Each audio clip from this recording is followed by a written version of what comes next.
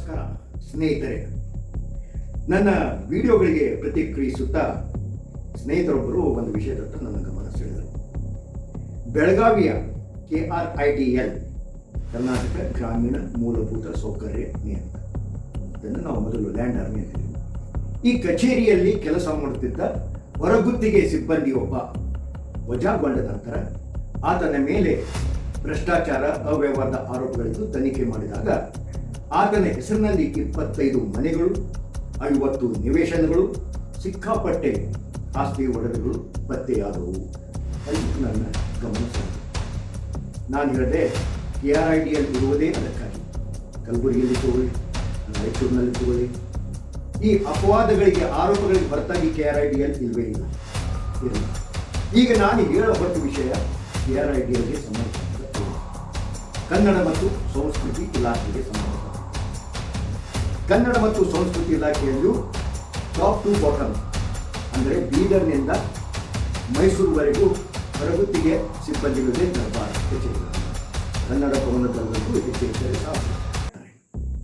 ರಾಯಚೂರಿನಲ್ಲಿ ಕಳೆದ 10/7/2024 ರಾಯಚೂರಿನ ಅಂದಿನ ಸಹಾಯಕ ನಿರ್ದೇಶಕರಾದಂತಹ ಶ್ರೀಮತಿ ಮಂಗಳಾ ನಾಯಕ್ ಅವರು ಜಿಲ್ಲಾಧಿಕಾರಿಗಳಿಗೆ ಒಂದು ಪತ್ರ ಬರೆದಿದ್ದಾರೆ. ತಮ್ಮ ಕಚೇರಿಯಲ್ಲಿ ಕೆಲಸ ಮಾಡುತ್ತಿರುವಂತಹ ಸಿಬ್ಬಂದಿಗಳು, ಹೊರಗುತ್ತಿಗೆ ಸಿಬ್ಬಂದಿಗಳು ಸಿದ್ದಪ್ಪ ಮತ್ತು ಶ್ರೀದೇವಿ, ಇವರು ಕಲಾವಿದರಿಂದ ನಿಮಗೆ ಧನ ಸಹಾಯ ಮಾಡುತ್ತೇವೆ, ಪ್ರಯೋಜನ ನೀಡುತ್ತೇವೆ ಅಂತ ಸುಮಾರು 15 ಲಕ್ಷ ರೂಪಾಯಿಗಳು ಲಂಚ ಪಡೆದಿದ್ದಾರೆ. ಈ ವಿಷಯ ಗಂಭೀರವಾಗುತ್ತದೆ. ಬೆಂಗಳೂರಿನಲ್ಲಿರುವ ಕನ್ನಡ ಭವನಕ್ಕೂ ಹೋಗುತ್ತೆ. ಮುಂದೆ ಏನೂ ಇಲ್ಲ, ಅಲ್ಲಿಗೆ ಮುಚ್ಚಿ ಹಾಕಲಾಗುತ್ತೆ. ಇದೊಂದು ಕ್ರಿಮಿನಲ್ ಅಪರಾಧ. ಸನ್ಮಾನ್ಯ ಶಿವರಾಜ್ ತಂಗಡಿಯವರೇ, ಸನ್ಮಾನ್ಯ ದೇವರಂತ ಮಧುಸೂದನ ರೆಡ್ಡಿಯವರೇ, ಆಪ್ತ ಕಾರ್ಯದರ್ಶಿಯವರೇ, ನಿಮ್ಮ ಗಮನಕ್ಕಿನ್ನೂ ಈ ವಿಷಯ ತರಲಾಗಿದೆ. ಈ ಕುರಿತಂತೆ ಕಲಬುರಗಿ ಜಂಟಿ ನಿರ್ದೇಶಕರು, ವಲಯ ಜಂಟಿ ನಿರ್ದೇಶಕರು ಮಾನ್ಯ ಬಸವರಾಜ್ ಹೂಗಾರ್ ಅವರು ತನಿಖೆ ಕೈಗೊಳ್ತಾರೆ. ಜನವರಿಯಲ್ಲಿ ವರದಿಯನ್ನು ಸಲ್ಲಿಸುತ್ತಾರೆ. ಎಲ್ಲ ಕಲಾವಿದರು ಯಾರ್ಯಾರ ಕಡೆಯಿಂದ ಅವರು ಹಣ ಪೀಕಿಸಿಕೊಂಡಿದ್ದವರು ಎಲ್ಲರ ಸ್ಟೇಟ್ಮೆಂಟನ್ನು ಬರೆದುಕೊಳ್ತಾರೆ.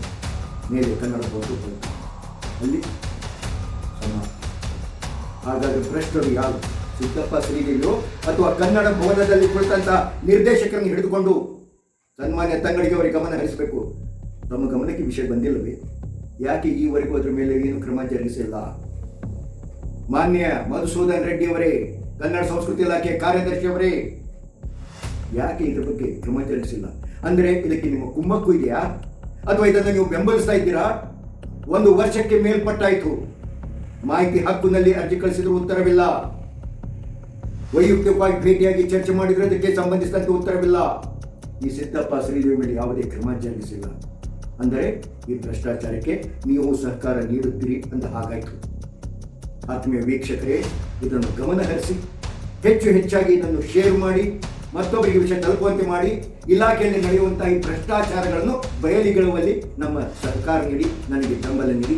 ಬರುತ್ತೇನೆ ಮುಂದಿನ ವಿಡಿಯೋದೊಂದಿಗೆ. ಕನ್ನಡ ಮತ್ತು ಸಂಸ್ಕೃತಿ ಇಲಾಖೆ ಇಂತಹದೇ ಒಂದು ಭ್ರಷ್ಟ ವ್ಯವಹಾರ, ಜಾತಿ ಆಧಾರಿತ. ನಮಸ್ಕಾರ.